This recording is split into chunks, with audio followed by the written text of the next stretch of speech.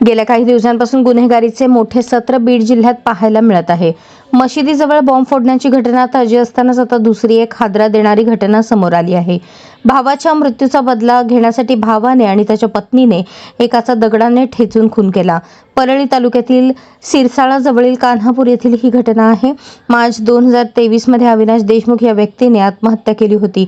स्वप्नील उर्फ बबलू देशमुख याच्या त्रासाला कंटाळून अविनाशने जीव गमावला होता. या घटनेनंतर स्वप्नीलवर गुन्हा दाखल झाला होता. हा गुन्हा मागे घेण्यासाठी तो अविनाश देशमुखच्या कुटुंबावर दबाव आणत होता. स्वप्नील काही त्रास देण्याचे थांबत नव्हता. त्याच्या त्रासाला कंटाळून अखेर अविनाशचा मोठा भाऊ धनंजय देशमुख आणि भाऊचे सोनाली देशमुख यांनी स्वप्नीलचा गळा चिरून दगडाने ठेचून त्याचा जीव घेतला. ज्या झाडाला अविनाशने गळफास घेतला त्याच झाडाखाली त्या दोघांनी मिळून स्वप्नीलला संपवले. ऐन गुढीपाडव्याच्या दिवशीच ही घटना घडल्याने बीड जिल्ह्यात पुन्हा एकदा वातावरण तापले आहे. दरम्यान या घटनेनंतर धनंजय आणि सोनाली हे स्वतः सिरसाळा पोलीस ठाण्यात हजर झाले. दोघांवरही गुन्हा दाखल झाला आहे.